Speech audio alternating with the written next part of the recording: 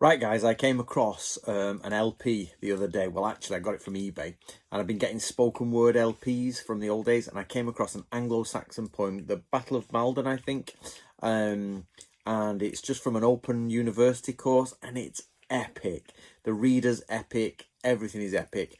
So I'm going to put it here in full for you. It was done in 1971, as I say, for Open University.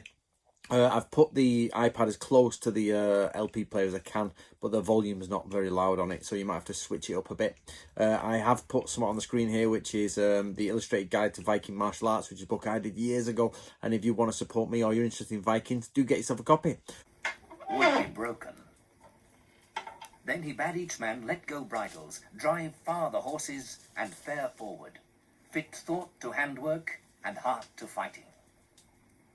Whereat one of Offa's kin, knowing the Earl would not suffer slack-heartedness, loosed from his wrist his loved hawk. Over the wood it stooped. He stepped to battle. By that a man might know this young man's will to weaken not at the war-play. He had taken up weapons. Eadrich also would serve the Earl, his lord, in the fight. He went forth with spear to battle. His spirit failed not, while he with hand might yet hold board and broadsword. He made good his boast to stand fast in fight before his lord. Then Brychnoth dressed his band of warriors. From horseback taught each man his task, where he should stand, how keep his station. He bade them brace their linden boards aright, fast in finger grip, and to fear not. Then, when his folk was fairly ranked, Brychnoth alighted where he loved best to be and was held most at heart, among hearth companions. Then stood on strand and called out sternly a Viking spokesman. He made speech, threat in his throat, threw across the seaman's errand to the Earl, where he stood on our shore. The swift striking seafarers send me to thee. Bid me say that thou send for thy safety rings, bracelets. Better for you that you stay straight away our onslaught with tribute, than that we should share bitter strife. We need not meet, if you can meet our needs. For a gold tribute, a truce is struck.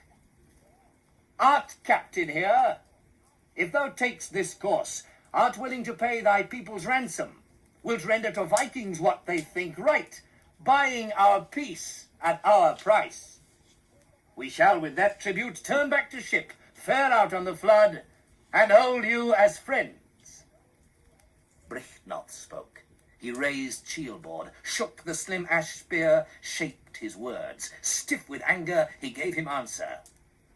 Hearest thou, seaman, what this folk saith?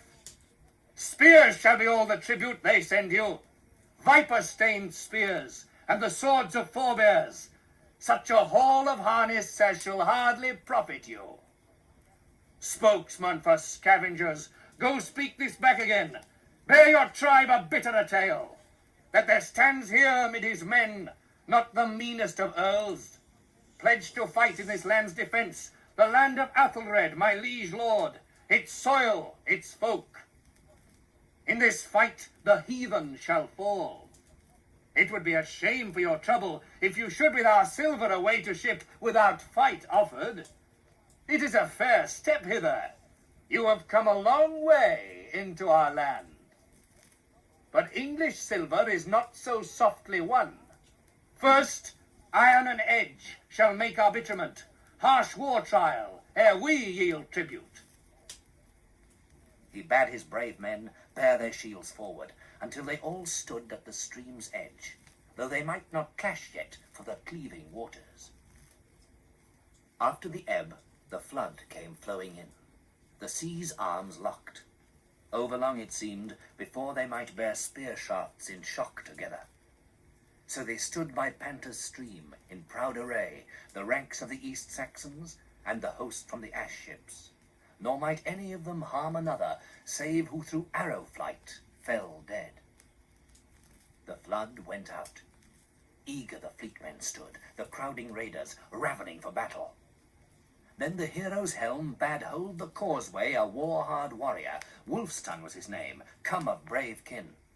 It was this Ceola's son who with his Frankish spear struck down the first man there as he so boldly stepped onto the bridge's stonework.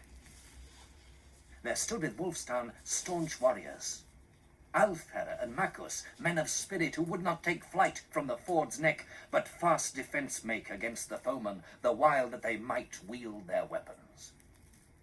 When the hated strangers saw and understood what bitter bridge warders were brought against them there, they began to plead with craft, craving leave to fare over the ford and lead across their footmen. Then the Earl was overswayed by his heart's arrogance to allow overmuch land to that loath nation. The men stood silent as Brichthelm's son called out over the cold water, "The ground is cleared for you. Come quickly to us. Gather to battle. God alone knows who shall carry the wielding of this waste ground."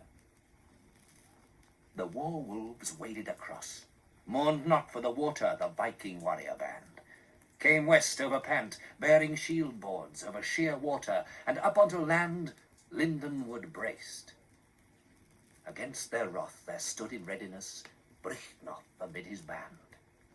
He bade them work the war hedge with their targes, and the troop to stand fast against foe.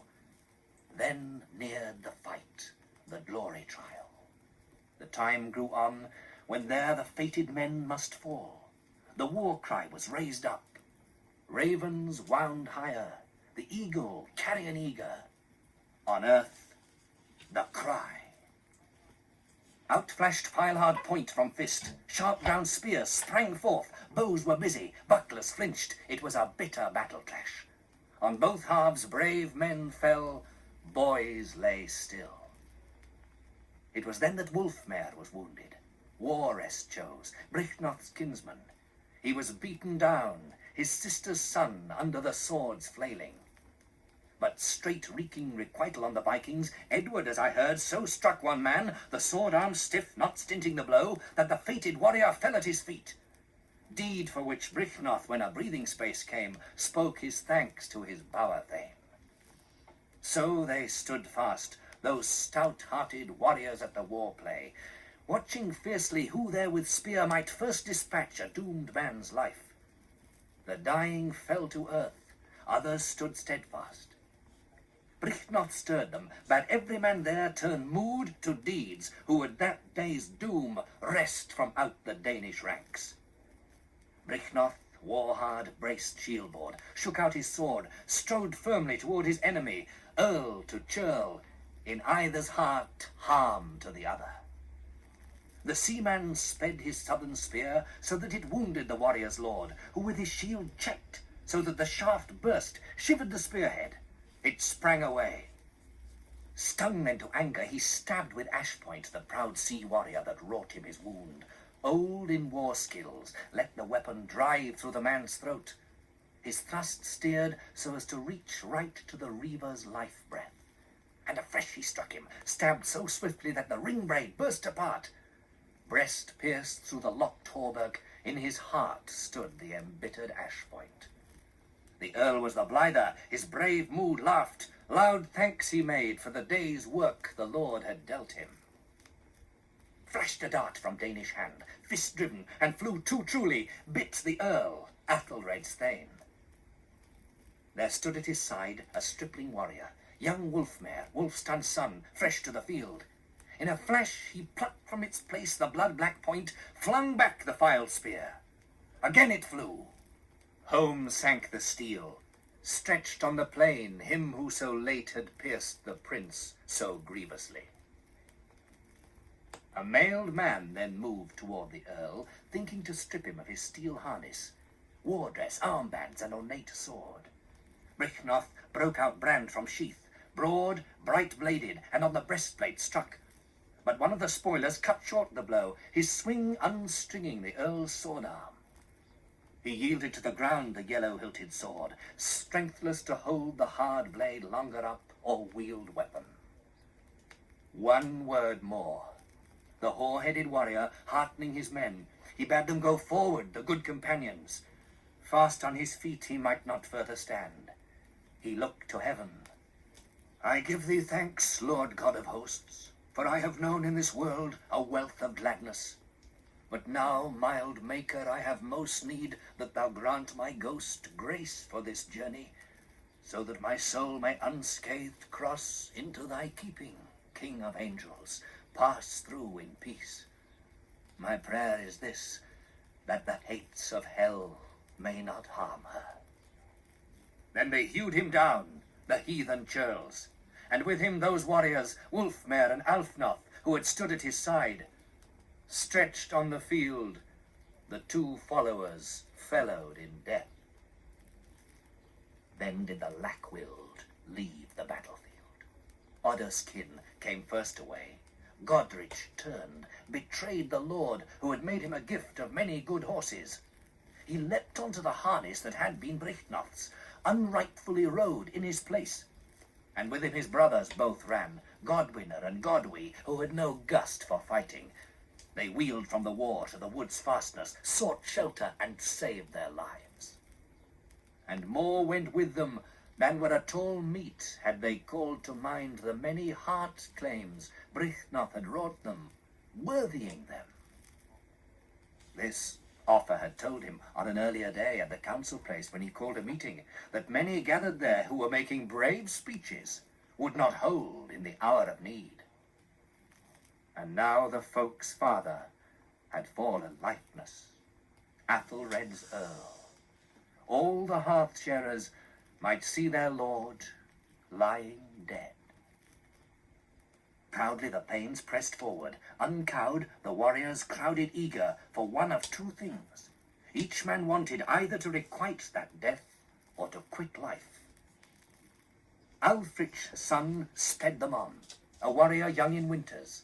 His words rang keen in the air.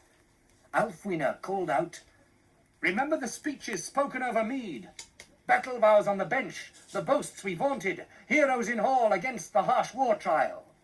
Now shall be proven the prowess of the man. I would that you all hear my high descendants. Know that in Mercia I am of mighty kin, that my grandfather was the great Alhelm, wise earl, world-blessed man. Shall the princes of that people reproach Alfwine that he broke from the banded bulwark of the Angles to seek his own land, with his lord lying felled on the field? Fiercest of griefs, beside that he was my lord, he was allied to me in blood." Then he advanced on the Viking, intent on vengeance. Straight his spear point sprang at a man among the press of pirates, pitched him to the ground, killed outright. Then he called to his companions, friends and fellow thanes, to come forth to battle. Offa spoke, shook his ash spear. "In right good time dost thou recall us to our allegiance, Alfwine. Now that the earl who led us lies on the earth, we all need, each and every thane, to urge forth the other warriors to the war, while weapon lives quick in a hand, hardened blade, spear, or good sword. Godrich, the coward son of Odder, has undone us all. Too many in our ranks, when he rode away on Brychtnoth's big horse, believed it was the earl, and we are scattered over the field. The folk is split, shield wall shattered. Shame on that defection that has betrayed into retreat the better half of the army." Linden board high lifted, Leof Suno stood. From the shadow of his shield shouted out this answer: "I swear that from this spot not 1 foot space of ground shall I give up. I shall go onwards, in the fight avenge my friend and lord. My deed shall give no warrant for words of blame to steadfast men on Stara, now he is stretched lifeless, that I left the battlefield a lordless man, turned for home. The iron shall take me, point or edge." Angrily he strode forth, and fought very fiercely. Flight was beneath him. Dart brandished, Dunera spoke, bidding his brothers avenge Brychtnoth. The humble churl called out over all, "A man cannot linger when his lord lies unavenged among Vikings, cannot value breath." So the household companions, careless of life, bore spears to battle and set to bitter fighting. They went out into the press, praying God that among their enemies they might so acquit themselves as to redress the death of their dear lord. The hostage lent them help willingly. He was a Northumbrian, of a hard-fighting clan, the son of Edgeleave, Ashfur his name. Wavered not at the war-play, but while he might, shot steadily from his sheaf of arrows, striking a shield there, or shearing into a man, and every once in a while wounding wryly. At that time long Edward still led the attack, breathing his readiness, rolling out boasts that nothing would budge him now that the best man lay, nothing force him to flee 1 foot of ground. He broke the board wall, burst in among them, wrought on the sea wreckers a revenge worthy his gold-giving lord before the ground claimed him. So did the noble Atherich, another of our company. He too fought fixedly, furious to get on, Sibirt's brother. And so did many another, cleaving in halves the hollow shields. Board's border burst asunder, corslet sang its chilling song. How they beat off the blows! At the battle's turn, Offa sent a seafarer stumbling to the ground, but crippling strokes crashed down, and Gad's kinsman was grounded also. Yet Offa had made good his given word, the oath undertaken to his open-handed lord, that either they should both ride back to the Burg stockade, come home whole, or harry the Danes till life leaked from them and left them on the field. Thane-like he lay at his lord's hand. Then was a splintering of shields, the sea-wolves coming on in war-whetted anger. Again the spears burst breastlock, breached life-wall of weird singled men. Wistan went forth, but Worstan fathered, fought with the warriors where they thronged thickest. 3 he slew before the breath was out of Offa's body. It was a stark encounter, but they stood their ground. The warriors in that fight fought till wounds dragged them down. The dead fell. All the while, Eadwald and Oswald his brother cried on their kinsmen, encouraging them to stand up under the stress, strike out the hour, weaving unwavering the web of steel. Then Beertwald spoke, shook ash spear, raised shield-board. In the bravest words this hoar companion handed on the charge. Courage shall grow keener, clearer the will, the heart fiercer as our force faileth. Here our lord lies levelled in the dust, the man all marred. He shall mourn to the end who thinks to wend off from this war-play now. Though I am white with winters, I will not away, for I think to lodge me alongside my dear one. Lay me down by my lord's right hand. Godrich likewise gave them all heart, Athelgar's son, sending spears, death darts, driving on the Danish ranks. Likewise he forged foremost among them, scattering blows, bowing at last. That was not the Godrich who galloped away.